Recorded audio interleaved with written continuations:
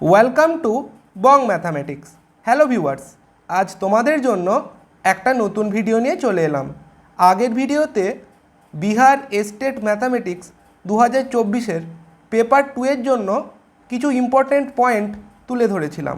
আজ তারপর থেকে আরও কিছু ইম্পর্টেন্ট পয়েন্ট তুলে ধরছি। তোমরা যারা আগের ভিডিওটা দেখোনি দেখে নেবে, তাহলে এই ভিডিওটা দেখতে সুবিধে হবে। প্রথমে দেখো, ভেক্টর অ্যানালিসিস থেকে আমরা কিন্তু 3টে ইম্পর্টেন্ট থিওরেম দেখে নিচ্ছি, যেগুলোর থেকে কিন্তু বিভিন্ন সময় পরীক্ষায় আমরা এই টাইপের প্রবলেম দেখতে পাই এই ফর্মুলাগুলো বা থিওরেমগুলো কাজে লাগিয়ে। এগুলো কিন্তু তোমাদের খেয়াল রাখতে হবে। Gauss divergence theorem, Stokes theorem, Green's theorem, ঠিক আছে। তারপর এগুলো হচ্ছে পিডিই থেকে, এগুলোও কিন্তু এমসিকিউর ক্ষেত্রে কাজে লাগে। 1 dimensional wave equation, 2 dimensional wave equation, 1 dimensional heat equation, ঠিক আছে। লাপ্লাস ইকুয়েশন, তার কিন্তু 2 ডাইমেনশনে কেমন দেখতে হয়, 3 ডাইমেনশনে কেমন দেখতে হয়, পোলার কোঅর্ডিনেট সিস্টেমে কেমন দেখতে হয়, সিলিন্ড্রিক্যাল কোঅর্ডিনেট সিস্টেমে কেমন দেখতে হয়, এগুলো খেয়াল রাখতে হবে। আর স্ফেরিক্যাল কোঅর্ডিনেট বা স্ফেরিক্যাল পোলারও বলা হয়, যেখানে আমাদের আর, থিটা এবং ফাই এটা নিয়ে কাজ করি, এগুলো খেয়াল রাখতে হবে। এই যে ফর্মগুলো কেমন হয়, এগুলো কিন্তু এমসিকিউ অনেক সময় কাজে লাগে। তারপর একটা আছে D'Alembert solution of 1 dimensional wave equation, এটাও কিন্তু তোমাদের খেয়াল রাখতে হবে, এমসিকিউয়ে কাজে লাগে, ঠিক আছে।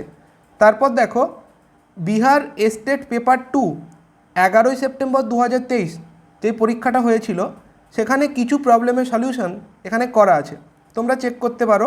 এগুলো পিডির থেকে আছে, ঠিক আছে। পিডির পিআই বের করতে বলেছে, এখানেও পিআই বের করতে বলেছে।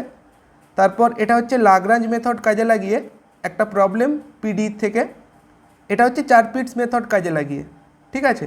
দেখে নাও, এভাবে রয়েছে। তারপর এখান থেকে আরম্ভ হচ্ছে ভেক্টর অ্যানালিসিসের যেই আমাদের থিওরেমগুলো ছিল ইম্পর্টেন্ট। গ্রিনস থিওরেম দেখো, এটাও গ্রিনস থিওরেমের একটা প্রবলেম। তারপর এখানে দেখো গস ডাইভারজেন্স থিওরেম, এই যে এখানে ডাইভারজেন্সটা লিখেছি, ডাইভারজেন্সের ফর্মুলা না জানলে তুমি কিন্তু বের করতে পারবে না, ঠিক আছে।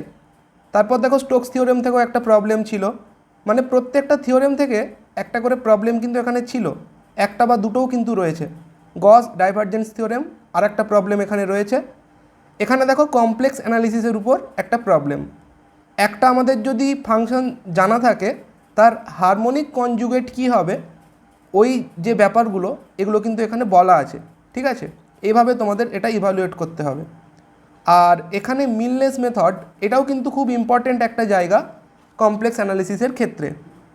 আর এখানে আমরা দেখছি কচি রেসিডিউ ফর্মুলা বা কচি রেসিডিউ থিওরেম দিয়ে একটা প্রবলেম কমপ্লেক্সের ক্ষেত্রে। আর প্রবাবিলিটির ক্ষেত্রে দুটো প্রবলেম এখানে করে রেখেছি, যেগুলো আগের ইয়ার তোমাদের পরীক্ষায় ছিল।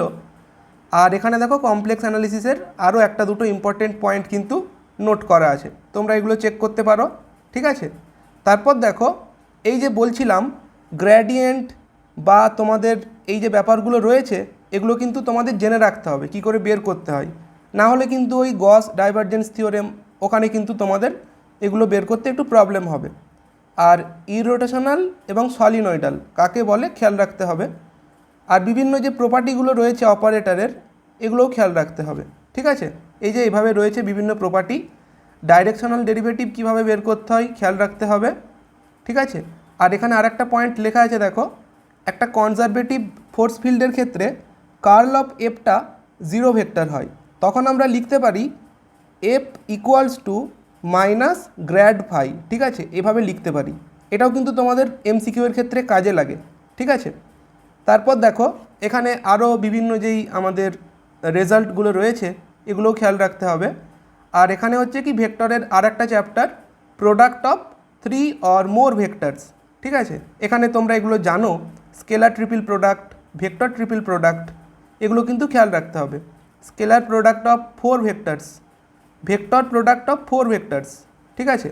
আর এখানে দেখো ক্যালকুলাসের একটা চ্যাপ্টার, কার্ভেচার, কার্ভেচারের কিছু ইম্পর্টেন্ট ফর্মুলা এখানে বলা আছে, তোমরা এগুলো চেক করবে, এগুলো কিন্তু খেয়াল রাখতে হবে। এগুলো দিয়ে বিভিন্ন প্রবলেম তোমরা ইজিলি সলভ করতে পারবে যদি ফর্মুলাগুলো জানা থাকে, ঠিক আছে। সেন্টার অফ কার্ভেচার কী করে বের করতে হয়, ইভলিউট কী করে বের করতে হয়। এরপরে দেখছি সিকোয়েন্স বলে যে চ্যাপ্টারটা রয়েছে ক্যালকুলাসের ক্ষেত্রে বা অ্যানালিসিসের ক্ষেত্রে, সিকোয়েন্স থেকে কিছু ইম্পর্টেন্ট পয়েন্ট তোমরা এখানে চেক করতে পারো। যেমন মনোটনিক সিকোয়েন্স কাকে বলে, ঠিক আছে, monotone increasing, monotone decreasing, convergent sequence কাকে বলে, নাল সিকোয়েন্স কাকে বলে, ঠিক আছে।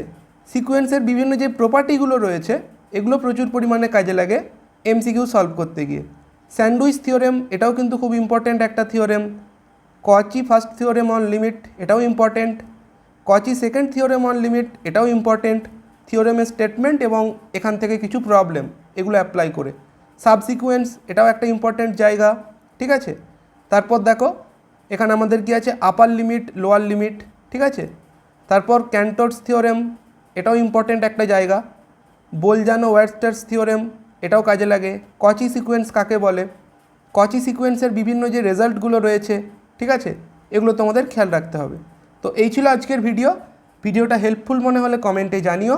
Thanks for watching.